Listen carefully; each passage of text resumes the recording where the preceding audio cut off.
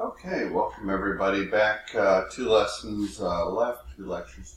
This time we'll begin with estimating activity resources as a process. Section 9.2, page 320 is where I begin in the PMBOK guide.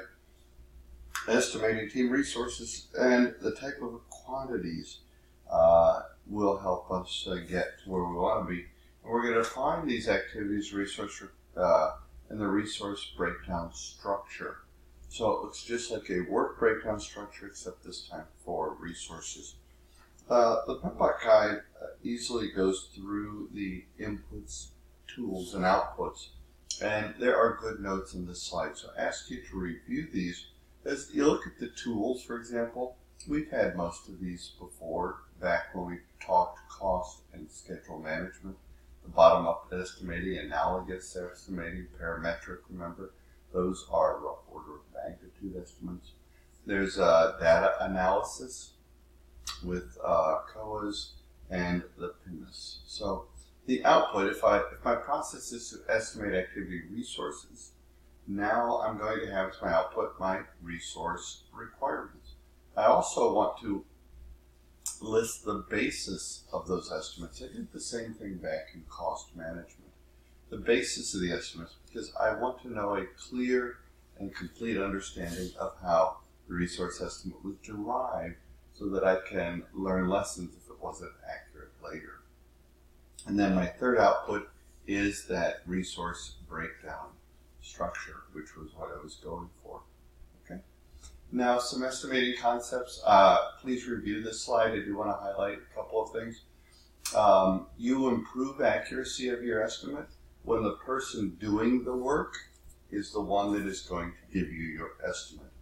I would ask them, did you use historical information to gather your input, or was it just experience? Both is better. And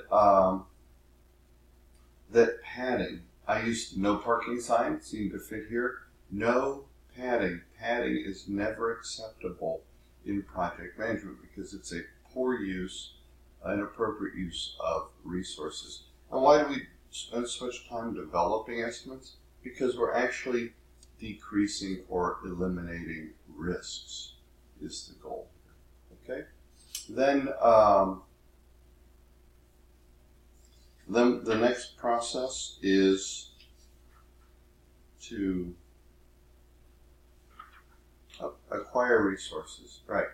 And in acquiring resources, it's the process of obtaining all of my team members' facilities equipment. So all resources are included here.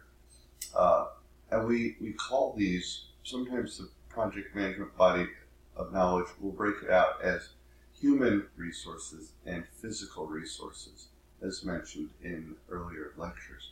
So it's the process of obtaining the team members' facilities equipment. The team may not have control over their resource selection. So you can get resources, frankly, either internally or externally. They can be assigned from the functional manager or the resource managers. Externally, you may do it via procurement. They may be a contract person, or you may rent a building. My son is renting a facility for on the weekends for a company that he runs under contract work.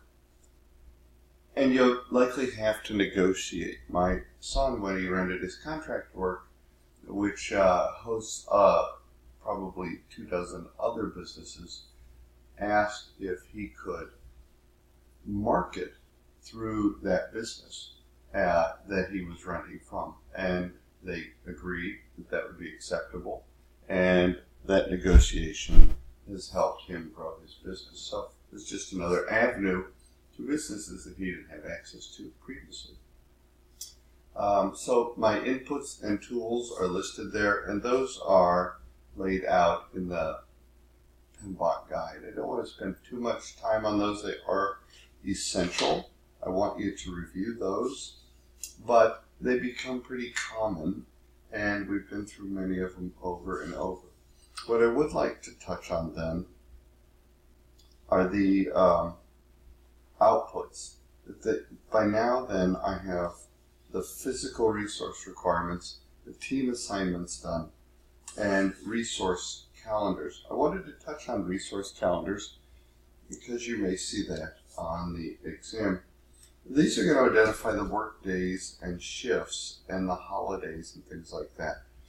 And we want to build that into our plan. So we'll use this information, this resource calendar, for estimating resource utilization. When will somebody arrive? How long will they be on the team? When do we release them? This is all part of the resource calendar. And I wanted to make that one. Okay. Then the next process, 9.4, is to develop the team. The goal here is to enhance team performance by improving competencies of individual members and improving team interaction. I'm trying to drive the team to optimization. A high-performing team is a concept you will often hear. And the result then is that improved work, enhanced interpersonal skills, motivated employees, reduced attrition, etc. So teamwork is critical to developing high-performing teams, as I just mentioned. And so we want to capitalize on the people skills, technical, and cultural differences. Inputs and tools and techniques are listed there in the book. There's also,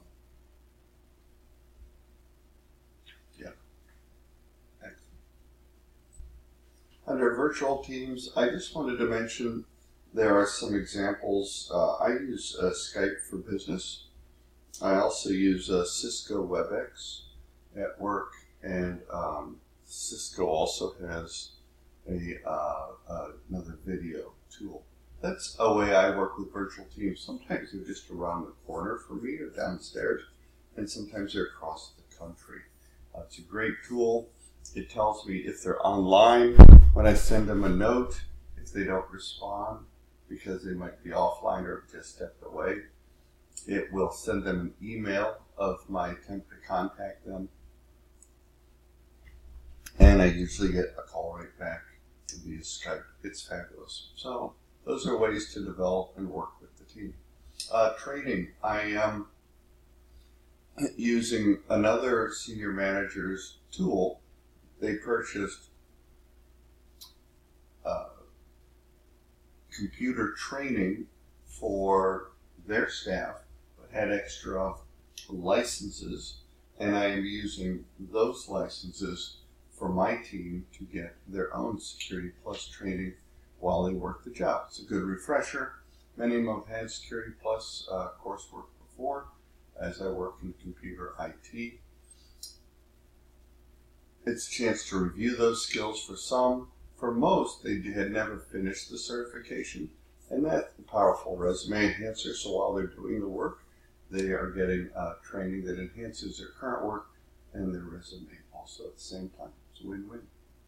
Okay, there is, now I want to go over, after, as part of develop teams and transitioning to manage teams, there are some terms and things to know. So team building is critical because it increases productivity. We're building trust and cohesiveness. This is how a team is getting to a high-performing level. And so we have this thing called Tuckman's team development, which defines stages of development. And those stages, in kind of a rhymey way, are forming, storming, norming, performing, and adjourning. I got it. It's a journey. But I was trying to make it rhyme and complete. So I give two different but very similar sets of definitions. In forming at the top, it's working independently, where the team is learning to understand their roles and learn about the project. And so at the bottom, in the stair-step kind of way, I just mentioned that you're getting oriented and you're still working independently. Under storming, you begin to understand the work and learn together. There is conflict. There will be, then in the bottom, some dissatisfaction. Conflict does develop. Understanding is lower than it will be months or years from now. And you are learning to integrate. So I'm kind of saying the same thing in bullet or summary form. I hope would be helpful to getting the message. The project manager's role in each informing is to tell them what to do and to develop trust. In storming, you're going to guide more or less and coach, steer, develop ways to present solutions. In norming, the team becomes more autonomous and you begin to participate with them. And then by performing, where you hopefully have a high producing team, you're just delegating, giving them space to work. And then finally, you are helping them find new positions. You're rating them, giving them a performance report, and you're kind of detaching. Okay. So then we have finally the outputs of developed team. And the goals and results are just a repeat from a couple of slides before where I hit the inputs and tools. But now my outputs are my team performance assessments. And so I will offer in that specific training and mentoring, as I've discussed, that can also lead to change requests, plan updates, and document updates. Okay, this was kind of a three-dimensional slide I built to show team building over time. Remember at the beginning and initiation, you are directing, you are on the black line, then you'll facilitate and support as team building continues over time from the beginning of the project at initiation to closing. All right. Then you're going to manage the team. Manage the team is the next process in 9.5, which is page 345. Remember, managing the team is about the team member. This is really kind of my control process for team members. Control resources, which is the next process coming, is about physical resources. And they're the common inputs, tools, and outputs. And the tools, if I'm managing the team, interpersonal and team skills become critical. And conflict management, decision making, emotional intelligence. Somebody gets mad at you, we don't get mad back. We listen to them. What are they really trying to say? What's the issue here? That helps us influence them and provides a sense of leadership, which is really about people. Remember, managing is more about physical nature, is how it's often described. And my outputs, when I manage the team, I can expect changes, especially in the foremost staffing, plan updates, document updates, and EEFs. Whenever I manage, I like to show an issue log, which is key to those processes. And we discussed that in the past. Okay, that's it for this lesson. Let's stop and do one more, and we're on our way in quality and resource management.